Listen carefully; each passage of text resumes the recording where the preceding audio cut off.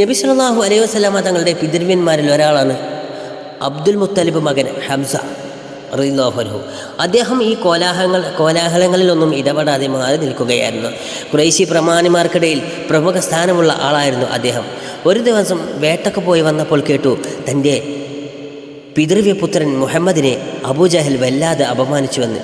അദ്ദേഹത്തിൻ്റെ രക്തം തിളച്ചു പൊങ്ങി. എന്ത്? തൻ്റെ പിതൃവപുത്രനായ മുഹമ്മദിനെ അബൂജഹൽ അപമാനിച്ചുവെന്നോ? അദ്ദേഹം നേരെ അബൂജഹലിൻ്റെ സദസ്സിലേക്ക് ചെന്ന് പ്രഖ്യാപിച്ചു, എടാ ജാഹിലെ, നീ എൻ്റെ പുത്രനെ അപമാനിച്ചു എന്ന് കേട്ടു ദുഷ്ട. അവൻ പുതിയൊരു ആദർശം വെച്ച് പുലർത്തിൻ്റെ പേരിലാണ് നീ അവനെ അപമാനിച്ചതെങ്കിൽ ഇതാ ഞാനും ആ ആദർശം സ്വീകരിച്ചിരിക്കുന്നു. ഉശിരുണ്ടെങ്കിൽ വാടാ, നിൻ്റെ തല ഞാൻ ഉടൽ നിന്ന് തെറിപ്പിക്കും.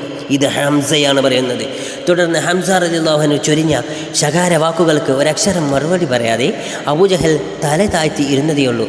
ഹംസ നേരെ തന്നെ തൻ്റെ സഹോദര പുത്രനെ സമീപിച്ച് ഷഹാദത്ത് കലിമ ചൊല്ലി ഇസ്ലാം മതം സ്വീകരിച്ചു. അതേ, പിൽക്കാലത്ത് ഉഹുദിൻ്റെ രണാങ്കളത്തിൽ രക്തസാക്ഷിത്വം വരിച്ച മഹാനായ ഹംസ റളിയല്ലാഹു അൻഹു ആയിരുന്നു അത്. അള്ളാഹു മഹാനവറുകളുടെ ഹക്ക് ബറക്കത്ത് കൊണ്ട് നമ്മളുടെ എല്ലാ ഹലാലായ മുറാദുകളും അള്ളാഹു ഹാസിലാക്കി തരുമാറാകട്ടെ.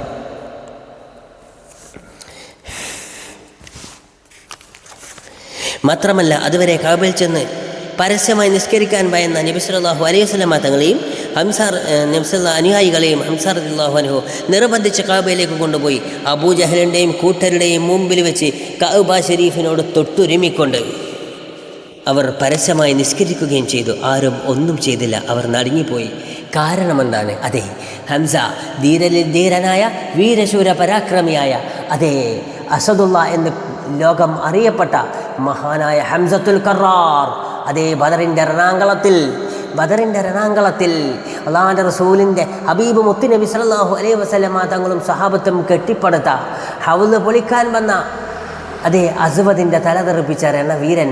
അതേ, ഞാനിരിക്കുമ്പോൾ ജിന്നിലും ഇൻസിലും അതേ ജിന്നിലും മനുഷ്യരിൽ മാത്രമല്ല ജിന്നിൽ പോലുമില്ല ഈ ഹൗദ് പൊട്ടിക്കാൻ ധൈര്യമുള്ളവനെന്ന്. ധൈര്യമുണ്ടെങ്കിൽ വാട എന്ന് ഉറക്കെ ഉച്ചരിച്ച ദീനിൻ്റെ പടനായകൻ അതേ ഹംസ റളിയല്ലാഹു അൻഹു.